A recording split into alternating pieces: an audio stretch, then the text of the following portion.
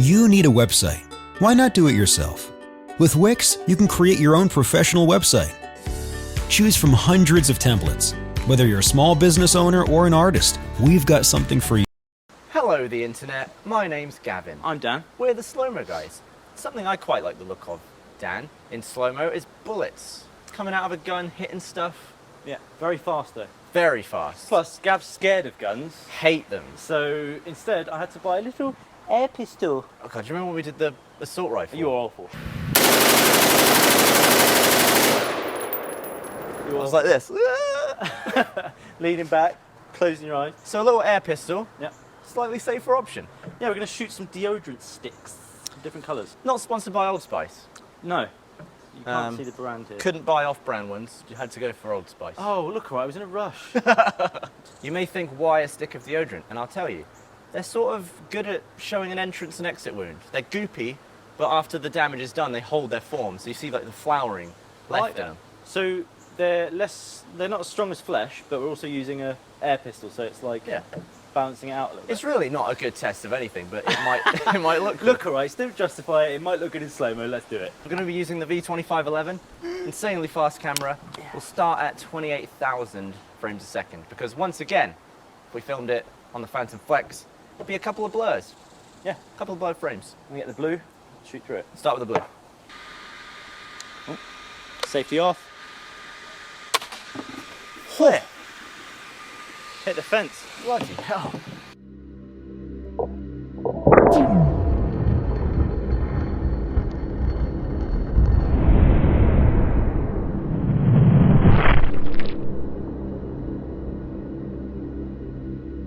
Alright, we'll have that coming slightly offset. Straight through here, yeah? Yeah, just don't shoot the lens hole. I'll try not to. Yeah.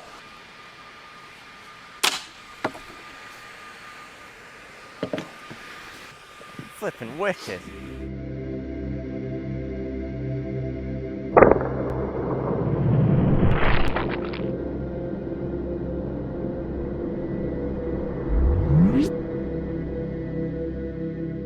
If you've ever accidentally shot through some deodorant, Yeah. what you can do is just push the stick up enough so that the bullet hole is gone, and then you can just cut with a knife Yeah. the top part. Now that is a pro tip.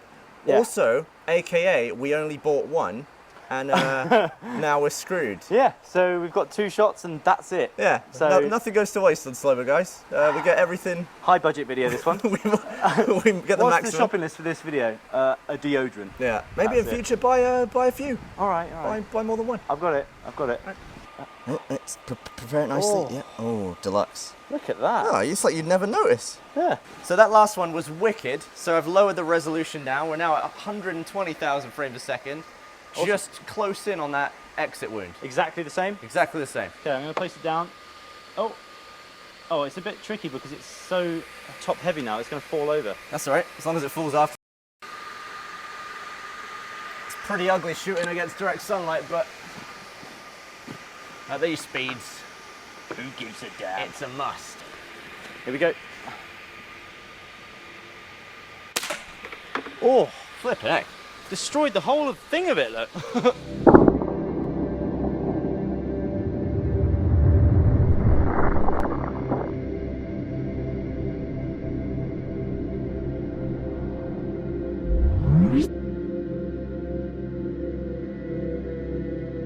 Absolutely chopped the top off there.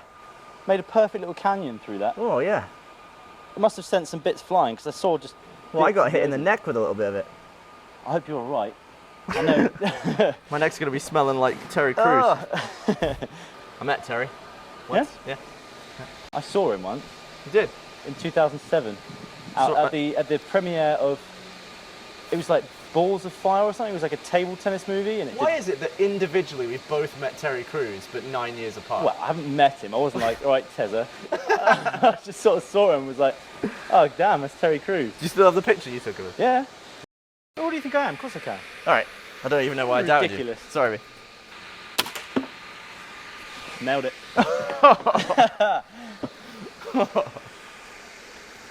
Oh, man. You just dug out the front. Nailed it. Look at that.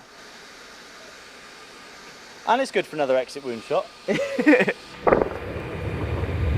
Actually looks like it's rifling.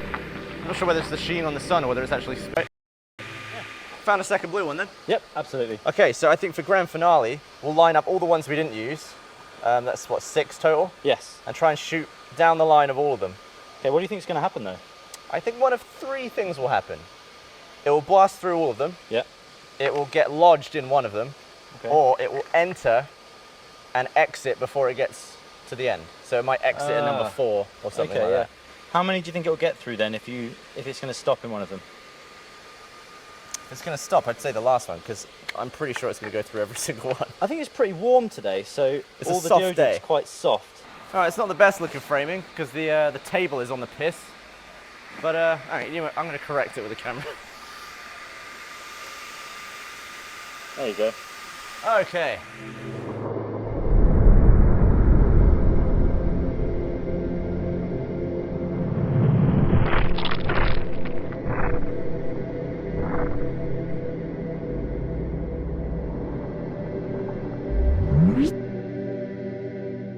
Oh, I hit me in the face.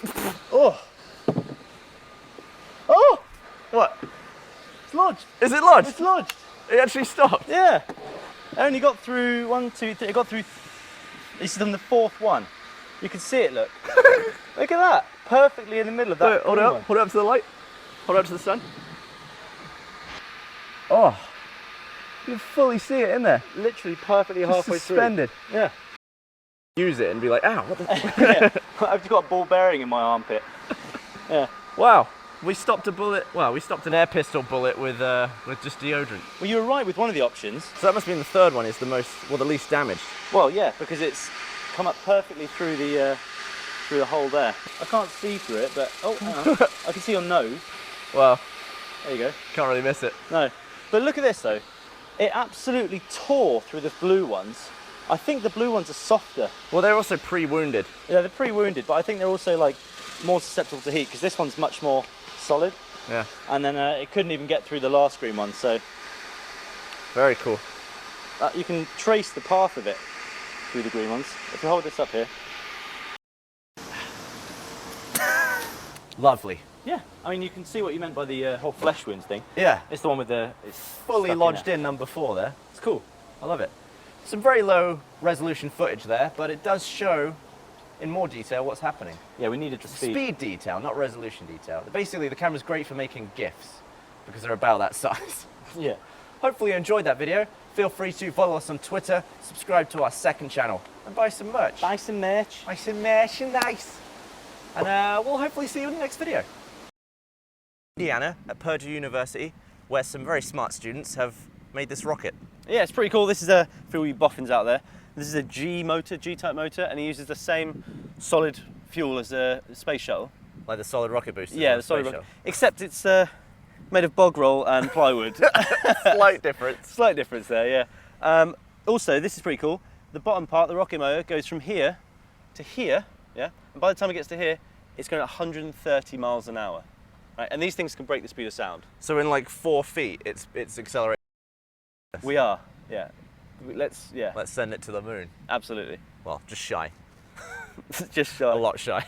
So for the close-up, we'll shoot on the V2511 at 28.5 thousand frames per second. Ooh, fast. We're going to need it. Very fast. And we'll get the wide on the old 4K over there. Crisp. Crisp. So we need the crisp wide and the slow tight. Yeah. Sweet. I've got a job as well. This is what I'm excited about. You're going to be right? NASA do this. They sacrifice a car every time. You didn't know that. True fact.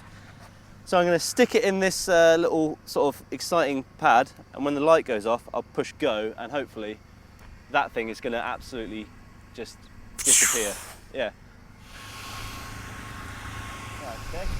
5, 4, 3, 2, 1.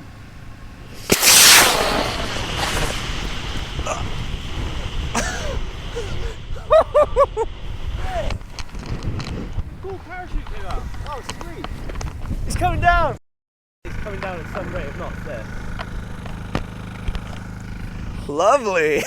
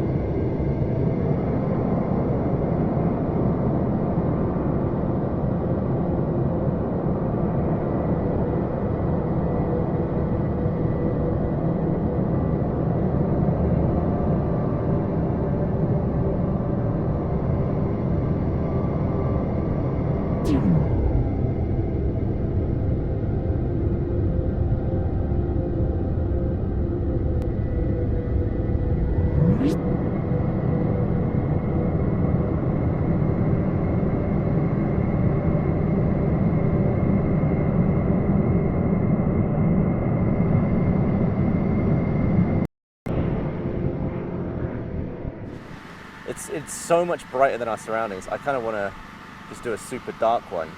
Oh, right, so you Just can like expose basically obliterate all the surroundings, but just so we can see a slightly more detail. I think it'll still blow out white, but you'll see a little bit more. So now we're going to get a close-up of that. It's very bright, very sparky.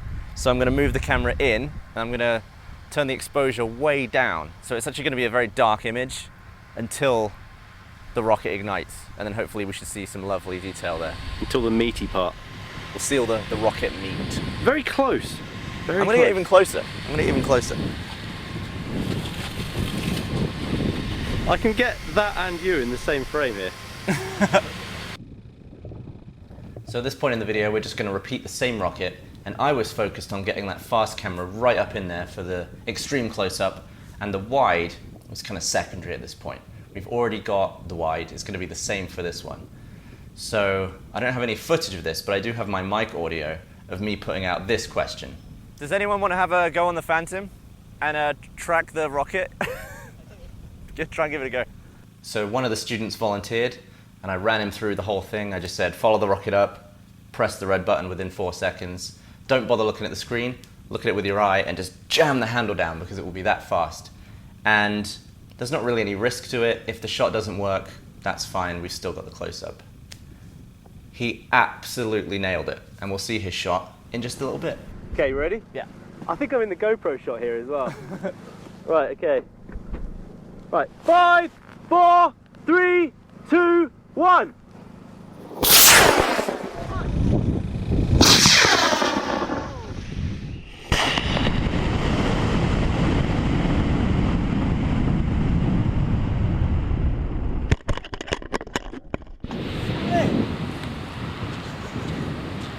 How was it? I got some of it. Not all of it. Some of it.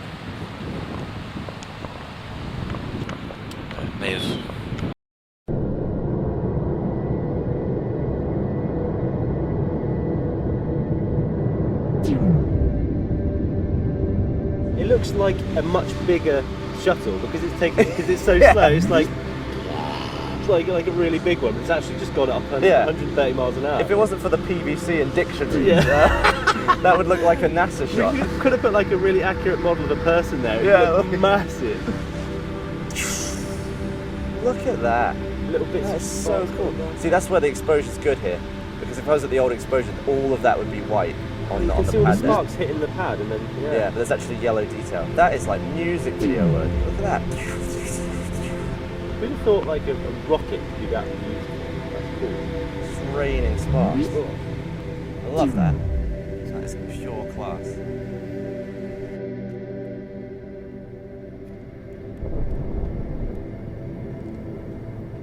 If you nailed this, I'd be annoyed.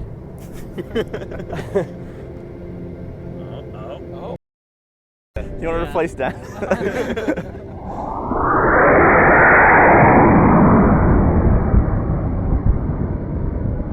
Okay, so it got windier and we took some weight out of the top of that last one because we wanted it to go faster and further.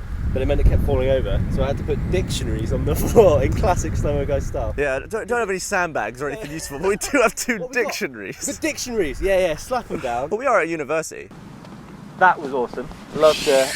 Oh, Jesus, scary. Yeah. We retrieved the GoPro. Yes! It was in a tree. You say we did. We were filming. We had nothing to do with it. We had a very talented team of GoPro rescuers coming. Just for that purpose. Get it out Just in the case tree. you lost a GoPro. It was like 20 feet in the branches apparently. I thought some of that footage was lovely. Can you keep that rocket Sorry, away from my face? point away. Cheers. I'm amazed that they went so high that I had time to trigger both cameras, then run to the DSLR, pick it up, and still see it in the sky. Purdue University in Indiana for having us and letting us launch rockets. Yeah. That's class. That's probably the highest bog roller's ever got. Right. Feel free to follow us on Twitter as well, buy a shirt, and subscribe. We got a second channel too. Oh yeah. Usually I'm playing pranks on Dan, he's not so happy about it, but I have a great time over there on the second To channel. make up for that, I'm going to go and play with these rockets again. Yeah? And you do the camera stuff. Just fix that. Well, clean up. Yeah, just clean up. I'm going to go launch more of these, okay? All right. Yeah.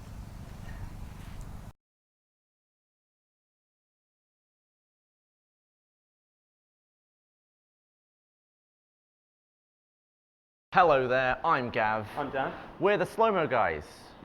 without our lab coats. Yeah, we've actually got these very fashionable sort of spacesuit things. A little bit Babylon Zoo. Yeah, I feel like I should be playing like a robot the whole time. Yeah. Like, Where are we right now? we're at the Metal Casting Research Lab at Purdue University. And we're going to be doing some molten metal pouring onto this plate. I'll stop you there. Not just any metal, right?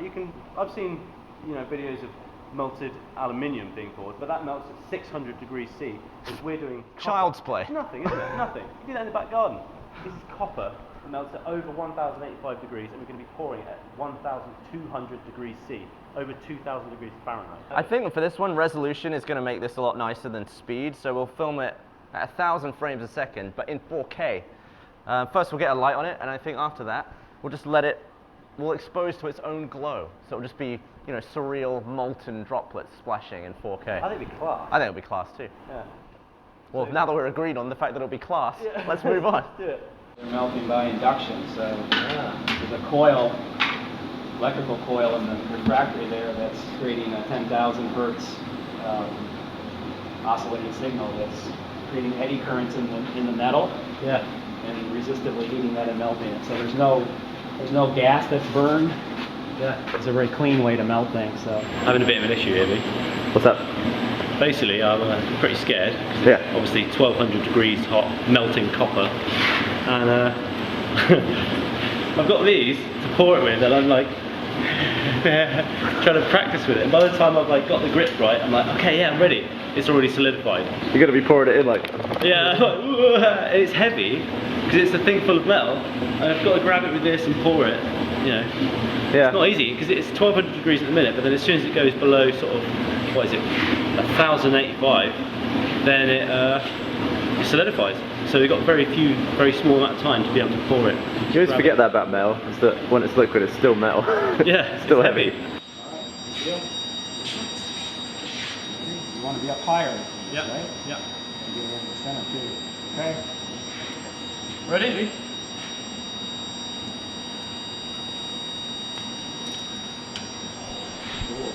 Cool. Got it? Yep. Set back. Did you get hit? You alright? Awesome. You get it? Yeah.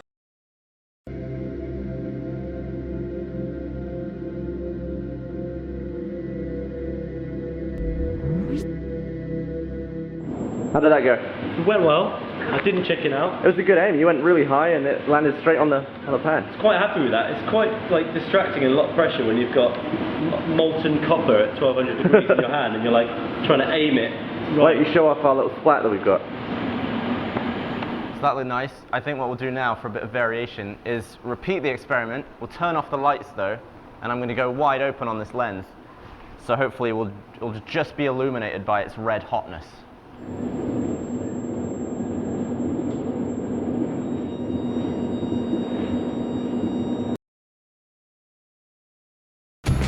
Mom, this is Teddy. Hi, Teddy. Oh, you're a hugger, huh? I'm a bear.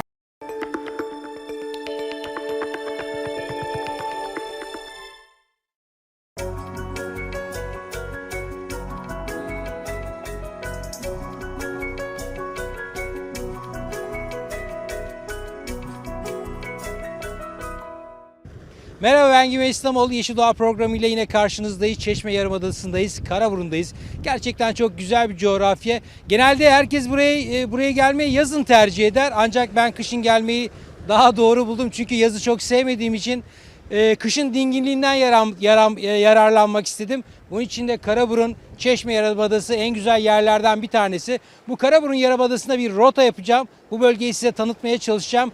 Kışın renklerini, kışın tadını, kışın sıcaklığını ekrana taşımaya çalışacağız bu programda.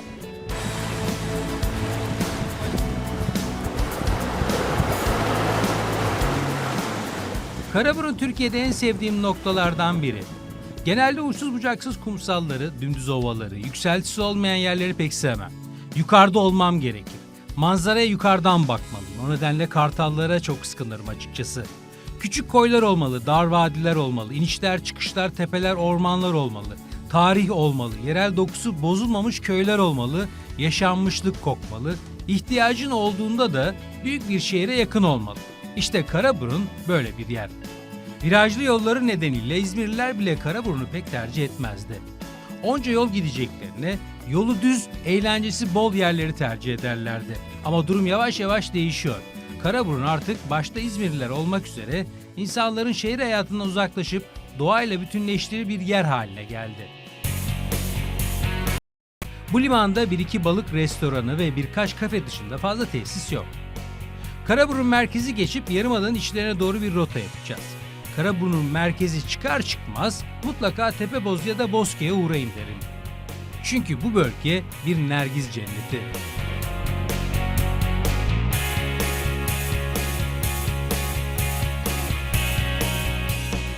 Nergiz çok hoş, kokulu soğanlı bir çiçek. Türkiye'de satılan nergizlerin neredeyse tamamı Karaburun'da yetiştiriliyor.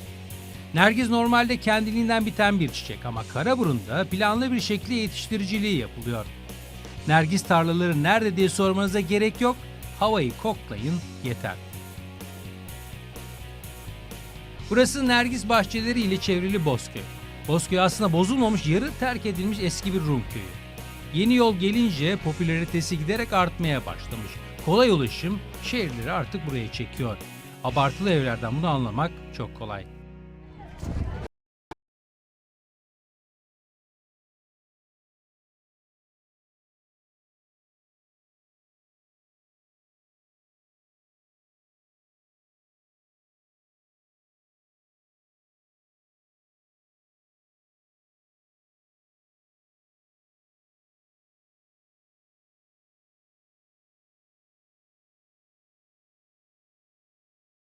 Applebee's 2 for $20 deal just got even better. Now with delicious new options. Only at Applebee's.